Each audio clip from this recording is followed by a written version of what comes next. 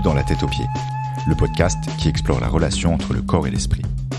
Je m'appelle Adrien Mater, auteur du livre « Le yoga pour les hommes ». Je suis également formateur et enseignant en yoga et en pilates. Seul ou avec mes invités, je vous donne rendez-vous chaque dimanche pour explorer la façon dont le travail du corps peut influencer de manière positive notre posture physique et mentale, nos relations, mais aussi la société dans son ensemble.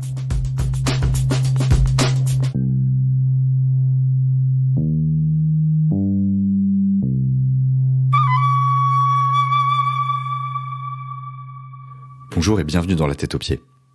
Aujourd'hui, le yoga est-il un art martial ? On pourrait penser que le yoga et les arts martiaux sont des pratiques contradictoires. Et pourtant, elles se ressemblent, se complètent.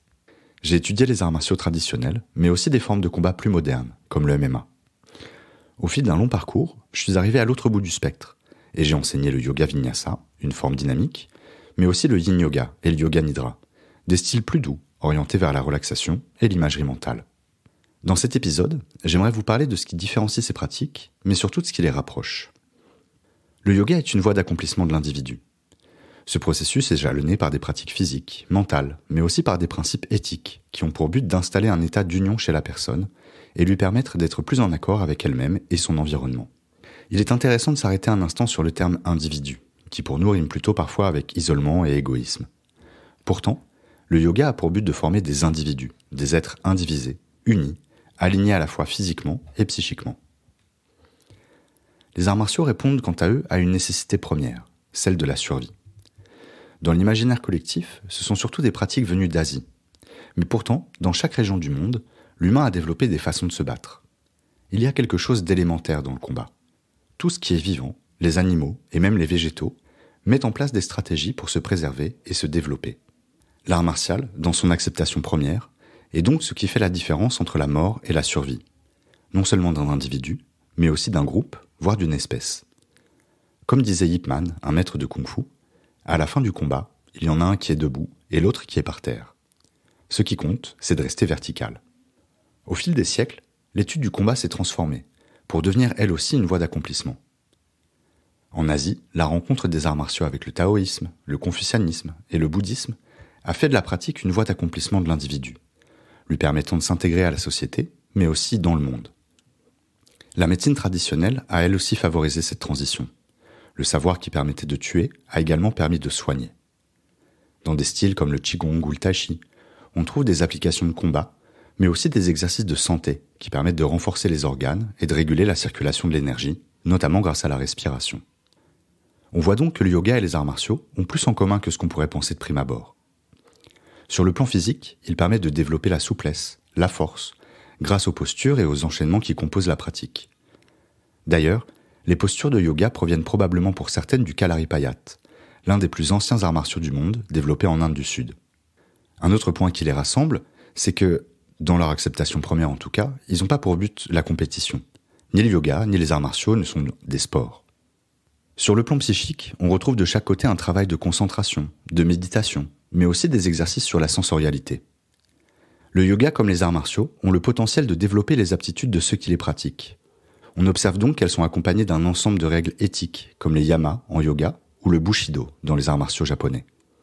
C'est nécessaire parce qu'il faut se garder de faire un mauvais usage de son savoir. Comme disent l'oncle Ben et Marlène Schiappa, un grand pouvoir implique de grandes responsabilités. Un symbole commun au yoga et aux arts martiaux est l'image du guerrier. Bien sûr, il peut être pacifique, spirituel ou de lumière. Cela peut être utile pour nous aider à faire face aux épreuves de la vie.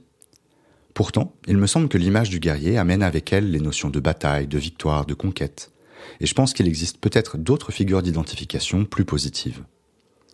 En effet, moi qui m'intéresse aux questions de genre et de masculinité, je constate que le guerrier est un cliché très prégnant dans l'éducation des petits garçons. Cela se ressent quand on fréquente les salles d'arts martiaux. Beaucoup de fantasmes sont projetés sur la pratique et sur son décorum.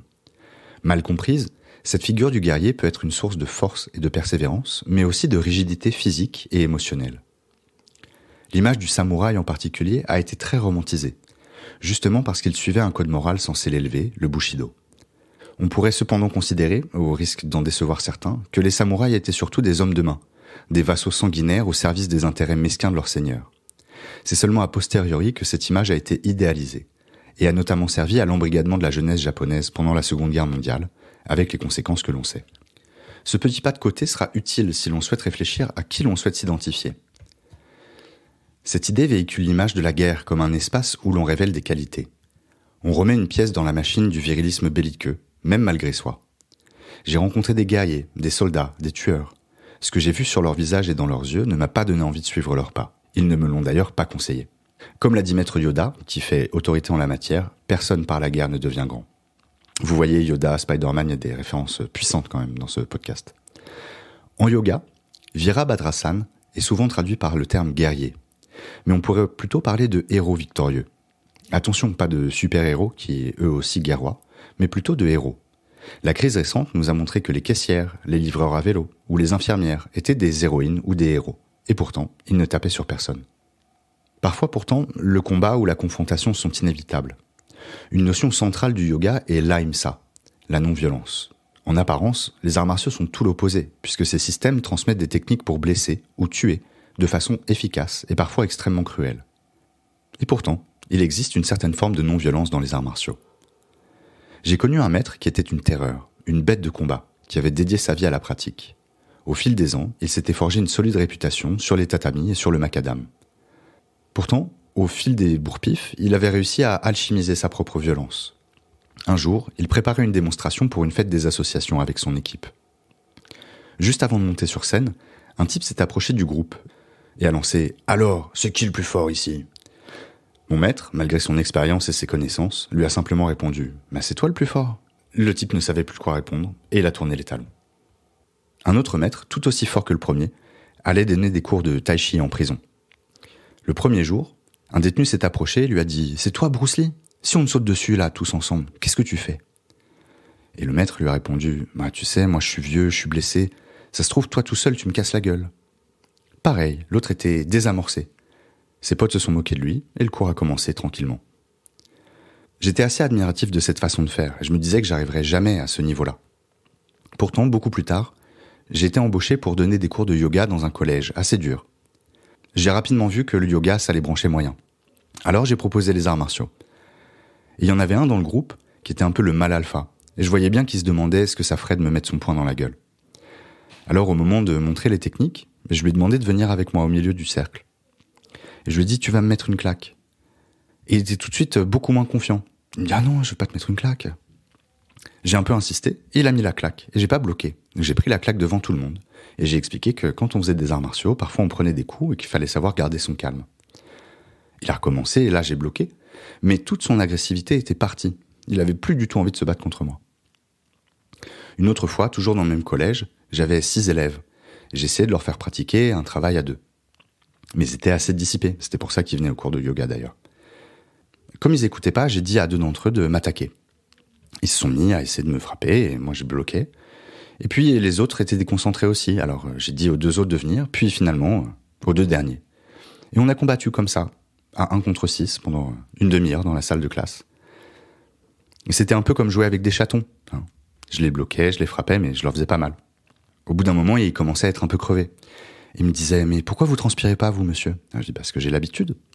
Et finalement, après une bonne demi-heure, donc, j'ai réussi à les faire asseoir et à méditer 1 minute. Mais c'était déjà une grande victoire. Je crois que ce combat à 1 contre 6, c'était un peu un des sommets de ma carrière de prof de yoga. Je pense que finalement, ce que le yoga et les arts martiaux peuvent avoir en commun, c'est un peu ce que disait Miyamoto Musashi.